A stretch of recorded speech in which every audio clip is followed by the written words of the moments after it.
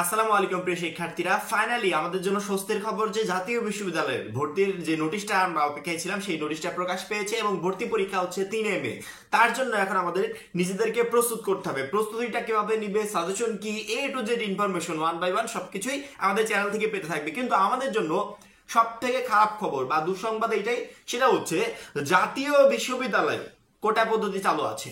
মুক্তিযোদ্ধা কোটা, পোষ্য কোটা, কোটা পদ্ধতি যখন চালু থাকবে তখন হাজারো মেধাবী শিক্ষার্থীরা বঞ্চিত হয়ে যাবে। কিভাবে বঞ্চিত হবে? রিসেন্টলি 2 দিন আগে আমাদের যে মেডিকেল ভর্তি পরীক্ষার রেজাল্টটা দিয়েছে, সেই রেজাল্টটা আশা করি সবাই জানো। পুরো ফেসবুক, সোশ্যাল মিডিয়া, অনলাইন সবকিছু তোলপাড়। এই মুহূর্তে আন্দোলন চলমান, আন্দোলন চলছে। ফাইনালি কালকে রাত্রে আপডেট ছিল যে যারা কোটাতে চান্স পেয়েছে তাদের রেজাল্টটা স্থগিত করা হয়েছে পুনরায় চেক করে দেখার জন্য যে তারা আসলেই মেধাবী কিনা। 76 নম্বর পেয়েও একজন চান্স পায় না মেডিকেলে, 76 নম্বর পেয়েও চান্স পায় না। সে অবশ্যই মেধাবী শিক্ষার্থী যে 76 নম্বর পায়।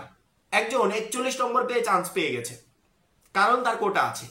কোটার কারণে যারা প্রকৃতপক্ষে মেধাবী এরা বঞ্চিত হয়, এবং কোটার কারণে যারা মেধাবী না, যারা যোগ্য না, তারাও আবার সুযোগ পেয়ে যায়। সেই সেম কোটা জাতীয় বিশ্ববিদ্যালয়ে ভর্তিতেও বহাল আছে। আমরা এই কোটা নিয়ে কথা বলতাম না যদি জাতীয় বিশ্ববিদ্যালয়ে আবেদনের মাধ্যমে ভর্তি সিস্টেমটা করতো, আমাদের কোনো যায় আসতো না যদি কোটা সিস্টেম থাকতো। কিন্তু যখনই পরীক্ষার মাধ্যমে ভর্তি নিবে তখন অবশ্যই এখানে শুধুমাত্র মেধাবীরাই সুযোগ পাবে।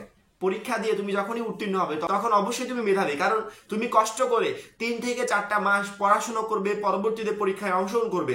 অবশ্যই তুমি যেই পরিশ্রম করে চান্স পাবে আরেকজন পরিশ্রম না করে চান্স পাবে, এটা কোনোদিনও এক হতে পারে না। এবং যে কোটা পদ্ধতিটা বহাল আছে জাতীয় বিশ্ববিদ্যালয়ে ভর্তির ক্ষেত্রে, অবশ্যই আমরা এই কোটা পদ্ধতির বাতিল চাই। এই কোটা পদ্ধতি আমরা চাই না। যেভাবে মেডিকেলের শিক্ষার্থীরা বঞ্চিত হয়েছে, অবহেলিত হয়েছে, ভালো নাম্বার পেয়েও সুযোগ পায়নি, এবং তারা প্রচুর পরিমাণে আন্দোলন করছে। যারা বর্তমান মেডিকেল শিক্ষার্থী তারা আন্দোলন করছে, যারা নবীন শিক্ষার্থী তারা আন্দোলন করছে। টোটাল বাংলাদেশের শিক্ষার্থীরা এই মুহূর্তে আন্দোলনে নেমে পড়েছে।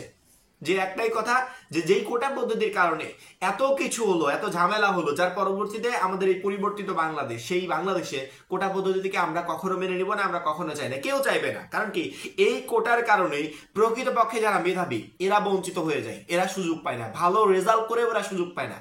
আর কোটার কারণে যাদের কোটা আছে তারা খারাপ রেজাল্ট করে, তারা যোগ্য না, তারা সুযোগ পেয়ে যাচ্ছে। এই কাহিনী যেন জাতীয় বিশ্ববিদ্যালয়ের ক্ষেত্রে না হয় আমরা এখন বুঝতে পারছি না, কিন্তু যখন রেজাল্ট প্রকাশ পাবে তখন এই তথ্যগুলো আমাদের সামনে আসবে যে একটা শিক্ষার্থী এত নাম্বার পেয়েও, এত ভালো নাম্বার পেয়েও জাতীয় বিশ্ববিদ্যালয়ে ভালো একটা কলেজে পড়াশোনা করতে পারে না, অথচ আরেকটা শিক্ষার্থী মানে খারাপ রেজাল্ট করেও সে জাতীয় বিশ্ববিদ্যালয়ে সুযোগ পেয়ে গেল। কারণ কি? কারণ ওই যে তার কোটা আছে, মুক্তিযুদ্ধ কোটা, পোষ্য কোটা, এগুলো কোটা আছে। যেই কোটা পদ্ধতির কারণে মেধাবীরা বঞ্চিত হবে, সেই কোটা পদ্ধতি আমরা কোনো জায়গাতে চাই না। জাতীয় বিশ্ববিদ্যালয়ে ভর্তি পরীক্ষা হবে যেখানে কষ্ট করে শিক্ষার্থীরা পড়াশোনা করবে, দিনরাত পরিশ্রম করবে, পরবর্তীতে পরীক্ষা দিয়ে সে একটা কলেজে ভর্তির জন্য মনোনীত হবে বা সুযোগ পাবে। সেখানে একজন পড়াশোনা না করেও, কষ্ট না করেও সে যেন সহজেই সুযোগ না পায়, এর জন্য অবশ্যই আমাদেরকে সোচ্চার হতে হবে। এখনই কথা বলতে হবে। রেজাল্ট প্রকাশের পর কথা বলে আসলে এই বিষয়গুলোতে কোনো লাভ নেই। এখনই আমাদেরকে সোচ্চার হতে হবে যে আমাদের যেখানে ভর্তি সিস্টেমটা হচ্ছে জাতীয় বিশ্ববিদ্যালয়ে, এখানে যেন কোনো ধরনের কোনো কোটা, কোনো কিছু যেন না থাকে। অবশ্যই যারা কষ্ট করে পড়াশোনা করবে, যারা মেধাবী প্রকৃতপক্ষে, তারাই যেন সুযোগ পায়। যখন এই নোটিশটা প্রকাশ পেল, আমি নোটিশে আসলে ওই বিষয়গুলো দেখেছিলাম না, নোটিশে আমি খেয়াল করি নাই। কারণ কি, কোটা সিস্টেম আছে কিনা ভাবছি যে কোটা সিস্টেম নাই, কারণ কোটার পরবর্তী বাংলাদেশে অবশ্যই কোটা সিস্টেমটা থাকবে না। পরবর্তীতে জাগো নিউজ 24 এর নিউজটা হঠাৎ করে চোখে পড়ে গেল। সেখানে তারা বলেছে জাতীয় বিশ্ববিদ্যালয়ে ভর্তিতে মুক্তিযুদ্ধ পোষ্য কোটা বহাল। জাতীয় বিশ্ববিদ্যালয় 2024-25 শিক্ষাবর্ষে স্নাতক সম্মান শ্রেণীতে ভর্তির বিজ্ঞপ্তি প্রকাশ করা হয়েছে। এতে মুক্তিযোদ্ধা ও বিতর্কিত পোষ্য কোটা বহাল রাখা হয়েছে।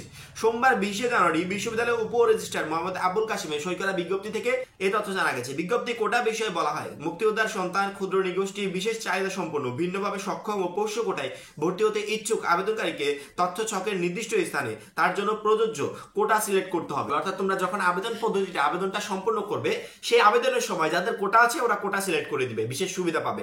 আর যাদের কোটা নেই তারা তো পূরণ করতে পারবে না, তাদেরকে এমনি মেধার মাধ্যমে সিলেকশন করা হবে। আর যাদের কোটা থাকবে তারা একটু তোমাদের থেকে অগ্রাধিকারটা বেশি পাবে, এই বিষয়টা তারা বুঝিয়েছে।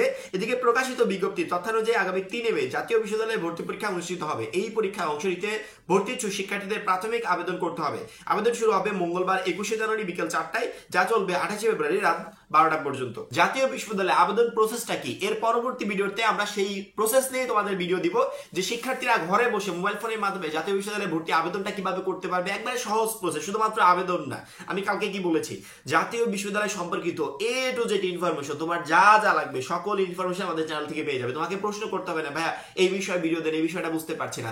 তোমাদের বলার আগেই আমি ভিডিও নিয়ে হাজির হব, কারণ কি আমি জানবো যে এখন শিক্ষার্থীদের এই ভিডিওটা প্রয়োজন, সেই ভিডিওটা নিয়ে হাজির হব। একটু পরে আমাদের জাতীয় বিশ্ববিদ্যালয়ে ভর্তি আবেদন করার যে নিয়মটা, আমাদের 4টা থেকে আবেদনটা শুরু হবে, এবং এই আবেদন প্রসেসটা টোটালি যাতে বাসায় বসে করতে পারো, কোনো ধরনের টাকা যাতে তোমার নষ্ট না হয়, সেই প্রসেসটা আমি তোমাদেরকে দেখিয়ে দেবো। এবং কম্পিউটার দোকানে গিয়েও যদি করো, তারপরে তোমাকে জানতে হবে আবেদন প্রসেসটা আসলে কি। কারণ কি কম্পিউটার দোকানে গিয়ে যে আবেদনটা করে দিচ্ছে, তার আবেদনটা তুমি খেয়াল করে দেখতে পারবে যে তোমার আবেদনে কোনো ভুল ত্রুটি আছে কিনা। কারণ কি আবেদনে যদি কোনো ভুল ত্রুটি থাকে, পরবর্তীতে 700 টাকা খরচ করে আবেদন করেও পরবর্তীতে তুমি পরীক্ষায় অংশগ্রহণ করতে পারলে না। এটা অবশ্যই নিখুঁত হতে হবে, কোনো ধরনের ভুল ত্রুটি যেন না থাকে। ভুল করে একজন কোটা সিলেক্ট করে দিয়েছে, অথচ তোমার কোটা নাই, পরবর্তীতে তুমি চান্স পেয়ে গেলে তারা বলবে যে কোটার ডকুমেন্টস নিয়ে আসো, তখন তুমি দিবে কিভাবে?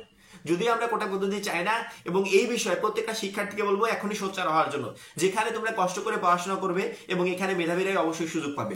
যার মেধা নেই সে যেন কোনোভাবে কোটার মাধ্যমে সুযোগ না পেয়ে যায়। এই বিষয়ে এখনই সোচ্চার হও, পরবর্তীতে সোচ্চার হয়ে লাভ নেই। এইচএসসি 24 পরীক্ষার মতো যে রেজাল্ট প্রকাশের পর আমরা আন্দোলন করলাম, সেই আন্দোলনে আসলে কোনো মানে হয় না। অবশ্যই আন্দোলন করতে হলে যৌক্তিক যুক্তি নিয়ে তোমাকে পরীক্ষার আগেই এই বিষয়গুলো নিয়ে সোচ্চার হতে হবে। এখন এই পর্যন্তই। জাতীয় বিশ্ববিদ্যালয়ে ভর্তি সম্পর্কিত পরবর্তী সকল গুরুত্বপূর্ণ আপডেট আমাদের এই চ্যানেল থেকে পাবে। তার জন্য অবশ্যই চ্যানেলটাকে সাবস্ক্রাইব করে পাশে বেল আইকনটাতে ক্লিক করে রাখবে। সবাই ভালো থাকবে, সুস্থ থাকবে।